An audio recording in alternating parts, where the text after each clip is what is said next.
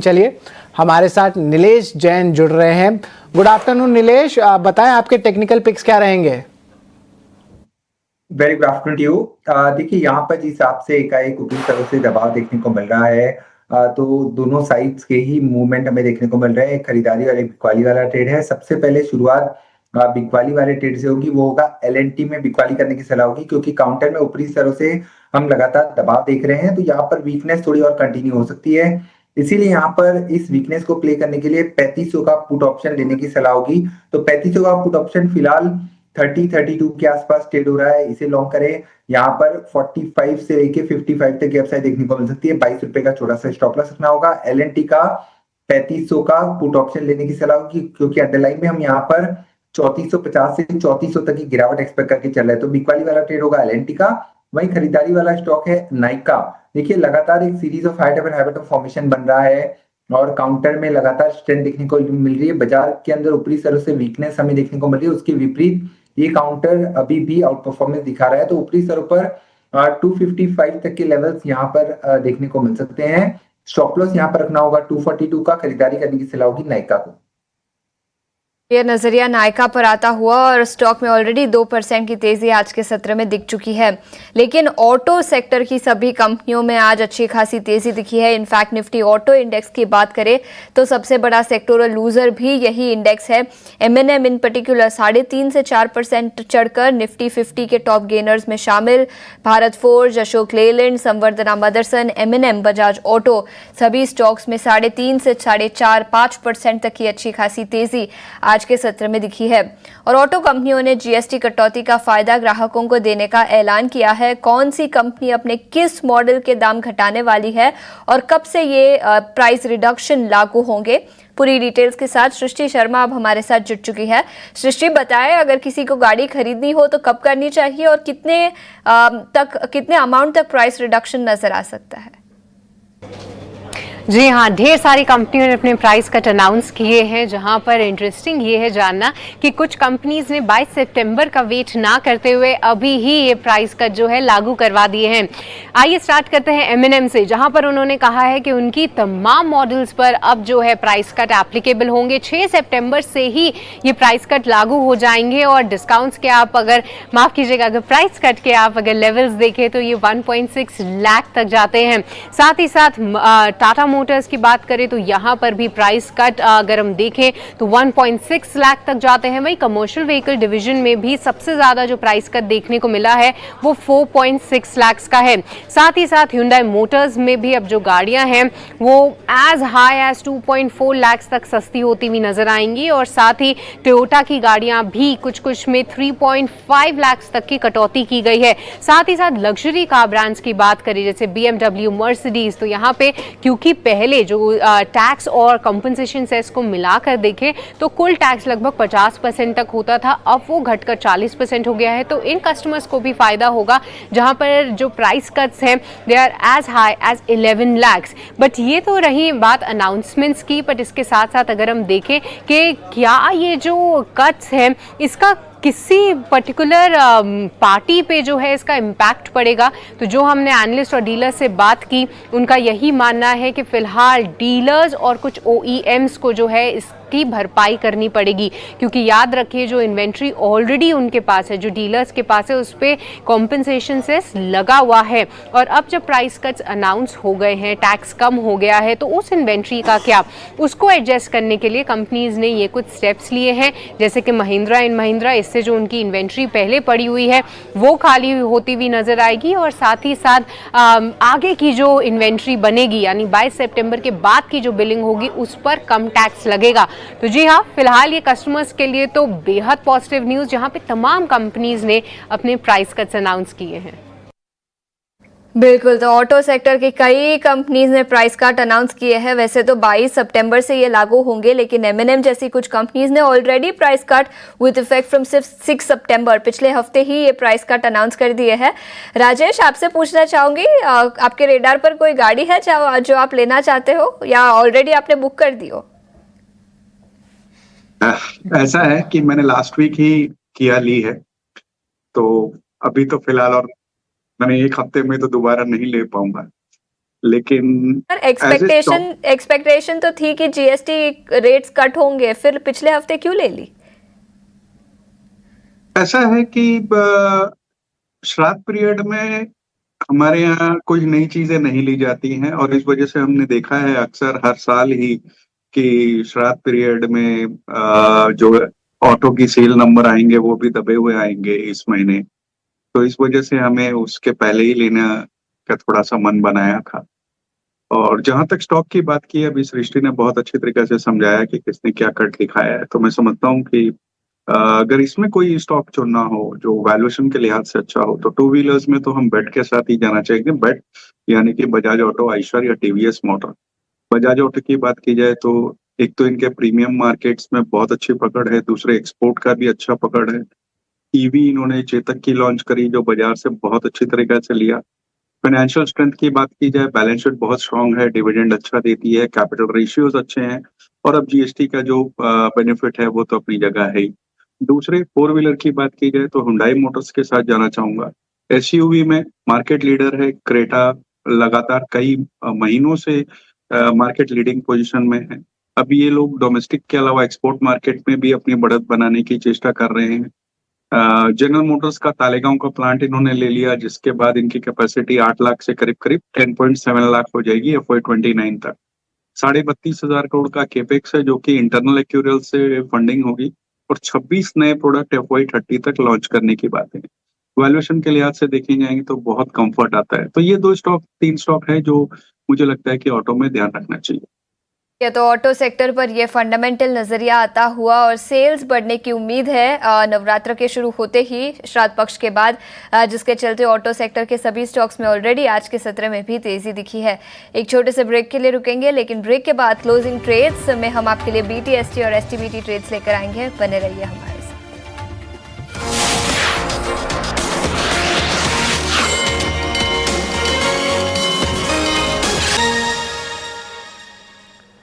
स्वागत है आपका क्लोजिंग कॉल में। हम देखें गिरावट जो और बढ़ती जा रही है निफ्टी में, और जो दिन के जो सारे गेन्स है वो ऑलमोस्ट वाइप आउट हुए जा रहे हैं। हालांकि अभी भी हरे निशान में 24,750 लेवल्स के ऊपर ज़रूर है निफ्टी। इंपॉर्टेंट लेवल्स पे जो है नज़र रहेगी हमारी। निफ्टी बैंक पे भी देखें तो भारी गिरावट आ रहा है। IT सेगमेंट सबसे बड़ा कल्प्रिट है। निफ्टी IT इंडेक्स को एक बार डायरेक्टर साहब स्क्रीन पे लाएं। अपनी डेज हाई से निफ्टी IT इंडेक्स 600 पॉइंट जो है गिर चुका है, और लगातार आप देख रहे हैं बड़ी गिरावट देखने मिल रही है। टॉप लूजर्स की भी बात कर लेते हैं IT स्पेस में, जहां पे गिरावट हावी होते जा रही है। और ये जो है हमें दिख रहा है कि ओवरऑल निफ्टी IT स्पेस में बात करें तो Persistent Systems, LTI Mindtree, Tech Mahindra, TCS, Infosys, सारे दिग्गज प्लेयर्स और मिड कैप्स प्लेयर्स भी देख रहे हैं जो है सेलिंग ज़्यादा हो रहा है, और उसके कारण ऑफकोर्स हम देख रहे हैं कि करेक्शन जो है दिखने मिल रहा है। हालांकि ऑटो स्पेस में भी जो है दिन के हाई से थोड़ी सी करेक्शन ज़रूर आई है, और छोटे रेंज में जो है मोस्ट ऑफ द सेक्टर्स जो है अभी ट्रैवल कर रहे हैं आप। लेकिन नीलेश बताएं, BTST STBT ट्रेड क्या रहेंगे आपके आज? बिल्कुल, देखिए BTST तो नहीं, यहाँ पर STBT ट्रेड होगा। जिस सेक्टर का आप जिक्र कर रहे थे जो आज का कल्प्रिट है IT स्पेस, वहां पर वीकनेस हम लगातार पिछले 3-4 दिनों से देख रहे हैं, और स्ट्रक्चर थोड़ा सा वीक नजर आ रहा है। इसी स्पेस में से टेक महिंद्रा के फ्यूचर्स को बेचने की सलाह होगी, जो फिलहाल 1468 1470 के जोन में है। बिकवाली करने की सलाह होगी 1495 के स्टॉप लॉस से। निचले स्तर पर 1450 और 1435 तक की अपसाइड डाउनसाइड हमें टेक महिंद्रा में देखने को मिल सकती है। तो गिरावट थोड़ी और गहरा सकती है IT स्पेस में। कल के सेशन में एक फॉलोअप मूव लोअर साइड में हमें देखने को मिल सकता है, इसीलिए बिकवाली वाला ट्रेड होगा टेक महिंद्रा के फ्यूचर्स में, और ओवरऑल IT पैक पर शॉर्ट टर्म का नजरिया नेगेटिव साइड में है। IT सेक्टर का शॉर्ट टर्म में नज़रिया नेगेटिव साइड में है। कुछ important outsourcing related news flow भी आ रहा है जो शायद नेगेटिव हो सकता है, बट अभी सिर्फ सेनेट में ही पेशकश की थी। ये बात हमने आपको IT एनालिस्ट हमारे पुलकित ने जो है मार्केट आज के पहले ही बता दिया था। और ओवरऑल कोई बड़ा ट्रिगर इस महीने जो IT स्पेस में नहीं दिखने मिल रहा है, और क्लाइंट बजट्स को लेके भी जो है क्लैरिटी नहीं आई है। तो यहाँ पे देख सकते हैं कि उतना फेवर नहीं आ रहा है। श्रीकांत, आपके कोई STBT या BTST ट्रेड है? बिल्कुल, तो देखिए यहाँ पे BTST ट्रेड किया जा सकता है ऑटो सेक्टर में। वहाँ पे जो तेजी बनी है वो काफी कंस्ट्रक्टिव तेजी लग रही है, और हमें लगता है टाटा मोटर्स ये काफी दिनों के बाद एक टेक्निकल ब्रेकआउट में स्टॉक आया हुआ है। 720 के करीब ट्रेड कर रहा है, 25 से लेकर 735 तक के भी लेवल्स ये दिखा सकता है। तो BTST के बेसिस पे, हाई मोमेंटम के बेसिस पे टाटा मोटर्स को करंट लेवल से खरीदे 720 के करीब, 714 रुपए का स्टॉप लॉस रखे और फाइनल बेस्ट केस टारगेट 735 के रख सकते हैं। जी बिल्कुल। तो यहाँ पे ऑफ कोर्स हमारी नज़र रहेगी। टाटा मोटर्स की भी बात करें, स्टॉक लगभग 4% ऊपर है और यहाँ पे देखें तो मोमेंटम जो है ओवरऑल बाजार का अभी भी हरे निशान में, लेकिन last 15 minutes of the trade में देख रहे हैं एक्शन थोड़ा शिफ्ट हो रहा है, बट अभी भी मेंटेन करके रखा गया है। हमने बैंक, मेटल, रियल्टी स्पेस की तो बात कर ली, एनर्जी के खेमे पे भी जो है कुछ पोर्शंस पे जो है मोमेंटम आ रहा है। एक बार FMCG स्पेस में वरुण बेवरेजेस पे जो है मेरी नज़र आ रही है। स्टॉक एकमात्र जो है आउट परफॉर्मर कहेंगे आज के सेलिंग में FMCG स्पेस में देखने मिल रहा है। एक बार गिरावट भी देखने मिली है, पिछले 7 दिन में स्टॉक 4% ऊपर है, तो यहाँ पे ऑफ कोर्स थोड़ी सी जो है एडिशंस हो रहे हैं। वरुण बेवरेजेस पे राजेश जी आपकी क्या राय रहेगी? देखिए यहाँ पे जो सेस लग रहा है, जो आप कह सकते हैं सिन गुड पे, तो कार्बोनेटेड बेवरेजेस पे भी लग रहा है। हालांकि वरुण बेवरेजेस की हमारी बात करें तो पूरी जो डिमांड है वो बहुत बढ़ते जा रही है। ऑफ कोर्स थोड़ी सी कंपटीशन जो है कैंपा कोला से ज़रूर देखने मिल रहा है, बट वरुण बेवरेजेस क्या यहाँ से लगता है कि एक टैक्टिकल बाई हो सकता है कॉन्ट्रा ट्रेड में? और राजेश जी क्या लगता है आपको वरुण बेवरेजेस आगे जाते हुए क्या अहम ट्रिगर्स होंगे स्टॉक के? सर जी, आपने सही कहा। एक तो सिन टैक्स या सेस, जो भी नाम दे लीजिए उसको, वो लगने वाला की बातें जो थी। दूसरे कैंपा कोला से जो कंपटीशन बढ़ा और हमने देखा कैंपा ने जो 10 रुपए के प्राइस पॉइंट पे अपने प्रोडक्ट्स लॉन्च किए, तो दूसरे जो कॉम्पिटिटर थे, फिर वो कोक हो या पेप्सी हो, सबको ही अपने प्राइसेस रिड्यूस करने पड़े। कंपटीशन तो बढ़ा ही। तीसरे अगर आप देखेंगे तो इस बार जो गर्मियों का मौसम था वो भी बहुत छोटा था, मानसून बड़ा हो गया, तो वहां से नंबर्स में दबाव आया।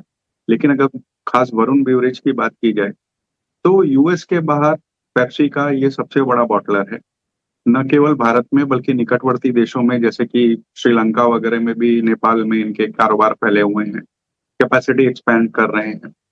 कार्बोनेटेड के अलावा नॉन कार्बोनेटेड ब्रीवेजेस में भी ये अच्छी तरीके से पकड़ बना रहे हैं और जिस तरीके के लॉन्चेस वगैरह नए प्लान कर रखे हैं। मुझे लगता है ये जो गिरावट आई है नेगेटिव न्यूज फ्लो के कारण से पिछले कुछ हफ्तों से, तो वो एक अच्छी अपॉर्चुनिटी है, खास करके उन लोगों के लिए जो कम से कम साल 1.5 साल तक इस स्टॉक में बना रहना चाहते हैं। मौजूदा स्तर से मैं कह सकता हूँ कि करीब 15 से 20% की अपसाइड यहाँ से दिखती है आने वाले साल 12 से 18 महीने में। शॉर्ट टर्म में न्यूज फ्लो के कारण से अपसाइड डाउनसाइड चलती रहेंगी, बट वैल्यूएशन इस वक्त ठीक ठाक नजर आ रहे हैं। और सबसे अच्छी बात है कि इनकी जो मार्केट एरिया है वो न केवल डोमेस्टिक बल्कि इंटरनेशनली भी प्रेजेंस बनी हुई है। तो हमें लगता है यहाँ पे बिल्कुल खरीदारी करनी चाहिए लंबी अवधि के निवेशकों के लिए।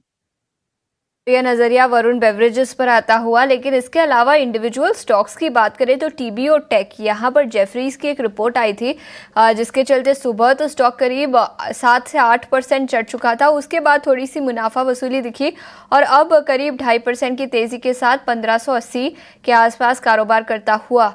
श्रीकांत, क्या राय होगी आपकी TBO टेक? हालांकि इंट्राडे में देखें तो प्रॉफिट बुकिंग यहाँ पर ऑलरेडी दिख चुकी है, जेफरीज की रिपोर्ट के बाद तेजी थी, लेकिन टेक्निकल्स पर क्या राय होगी इस कंपनी और स्टॉक पर? जी बिल्कुल। तो देखिए TBO टेक काफी अच्छे एक टेक्निकल फॉर्मेशन में ये कन्वर्ट हो चुका है। 1480-1500 के करीब एक बड़ा रेजिस्टेंस इसमें बना हुआ था, उस रेजिस्टेंस को इसने क्रॉस किया है। उसके बाद मोस्ट ऑफ द टाइम हमने देखा है कि स्टॉक थोड़ा कंसोलिडेट होता है और उसके बाद वापस से तेजी बनती है। तो यहाँ पे अगर पोजिशनल व्यू हो तो हमें लगता है कि ये स्टॉक 1850 से लेकर 1900 तक के लेवल्स जो इसके प्रीवियस हाइस थे वहां तक ये जा सकता है। करंट लेवल से इनफैक्ट अभी जो करेक्शन आ रहा है वो एक अपॉर्चुनिटी है for positional traders to create long positions. जैसे रिस्क एपेटाइट है उसके बेसिस पे पोजीशन बनाई जा सकती है, लेकिन करंट लेवल से भी अगर खरीदते हैं मुझे लगता है कि वर्स्ट कम वर्स्ट ये स्टॉक वापस से 1500 के लेवल्स को रिटेस्ट कर सकता है, बट इवेंचुअली लगता है 1900 के लेवल्स दिखा सकता है। या TBO टेक 1900 तक के लेवल्स नजर आ सकते हैं, ये राय आती हुई इस पर्टिकुलर स्टॉक पर। लेकिन फर्टिलाइजर सेक्टर पर प्रकाश हमारे सहयोगी एक एक्सक्लूसिव स्टोरी लेकर आए हैं और उनका मानना है कि फर्टिलाइजर के रॉ मटेरियल में जो GST रिडक्शन हुआ है उसके चलते गवर्नमेंट से जो सब्सिडी दी जाती है फर्टिलाइजर सेक्टर और फर्टिलाइजर कंपनीज को, उसमें कटौती होती हुई नजर आएगी। तो बड़ी खबर है, एक्सक्लूसिव खबर है। प्रकाश बताएं, सूत्रों के हवालों से क्या खबर मिल रही है आपको?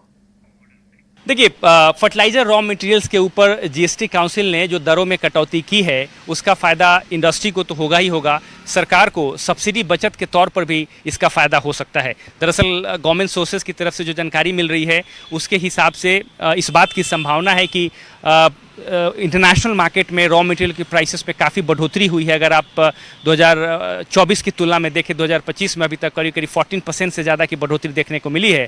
और उस बात को ध्यान में रखते हुए अगर रॉ मटेरियल जो प्राइसेस हैं, रॉ मटेरियल जो है उस पर जीएसटी की दरों में कमी आती है तो जाहिर तौर पे इसका फ़ायदा इंडस्ट्री के साथ साथ सब्सिडी आउटगो जो है उसको भी कंट्रोल में रखने में मदद मिल सकती है। ये काफ़ी इंपॉर्टेंट डेवलपमेंट है। इसके अलावा सोर्स इस बात की भी जानकारी दे रहे हैं कि सरकार का जो टारगेट है, जो यूरिया इंपोर्ट है उसको कम्प्लीटली ख़त्म करने का, उस टारगेट को अचीव करने में मदद मिलेगी और ये समय से पहले सरकार इस टारगेट को अचीव कर सकती है और यूरिया इंपोर्ट को कम्प्लीटली ख़त्म कर दिया जाएगा और सरकार सिर्फ एनपीके कैटेगरी के जो फर्टिलाइजर्स हैं उसी के लिए रॉ मटेरियल का इंपोर्ट जो है वो करेगी। ये काफ़ी इंपॉर्टेंट डेवलपमेंट है और इसकी वजह से जो ओवरऑल सब्सिडी बर्डन है उसको कम करने में मदद मिलेगी।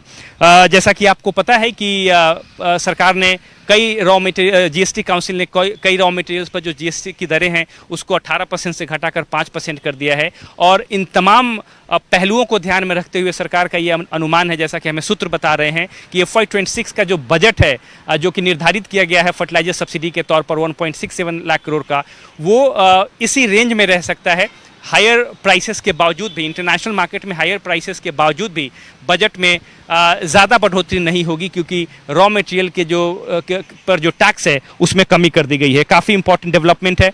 इसके अलावा सूत्र बता रहे हैं कि फर्टिलाइजर मिनिस्ट्री ने जो ग्लोबल प्राइस ट्रेंड सिनेरियो है उस पर समीक्षा बैठक की है और जीएसटी में दरों की कटौती के बाद, जीएसटी में कटौती के बाद अब एक और बैठक हो सकती है इंडस्ट्री के साथ जहाँ पर करेंट जो सिचुएशंस है उसकी समीक्षा की जाएगी और सरकार इस बात को लेकर प्रतिबद्ध है कि अगर इंडस्ट्री का कॉस्ट जो है उसमें बढ़ोतरी होती है तो एडिशनल फाइनेंशियल सपोर्ट दिया जा सकता है और इसके पीछे का मकसद ये है कि डोमेस्टिक मार्केट में सफिशिएंट अवेलेबिलिटी हो फर्टिलाइजर की, ताकि किसानों को पर्याप्त फर्टिलाइजर मुहैया कराई जा सके। इस बात को ध्यान में रखते हुए एडिशनल फाइनेंशियल सपोर्ट भी दिए जा सकते हैं। बहरहाल इंपॉर्टेंट डेवलपमेंट ये है कि जीएसटी में कटौती की वजह से जो सब्सिडी बर्डन है उसमें कुछ राहत मिलती हुई दिख रही है।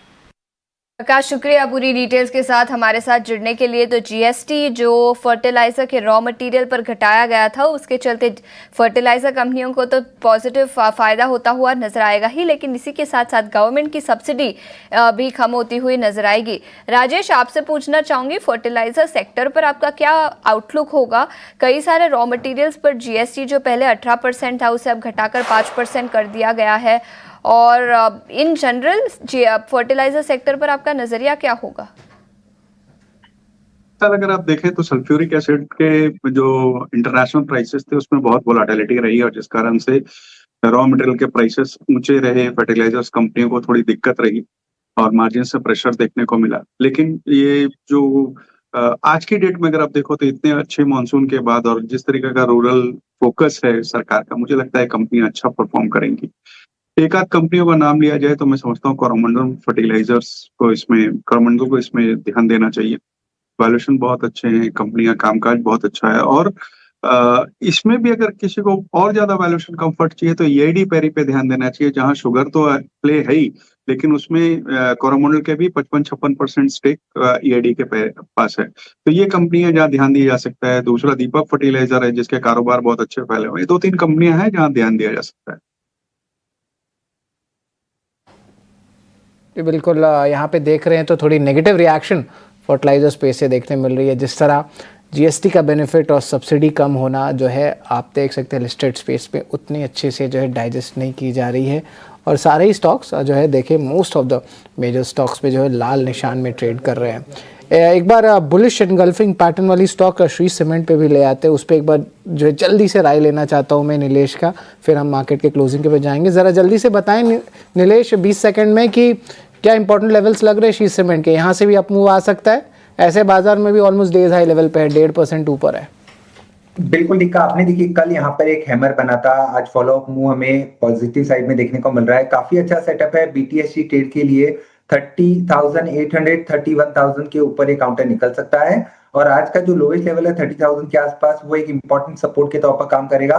तो बिल्कुल लॉन्ग पोजीशन है तो बने रहे, 31,000 प्लस तक के लेवल्स यहाँ पर गोइंग फॉरवर्ड देखने को मिल सकते हैं।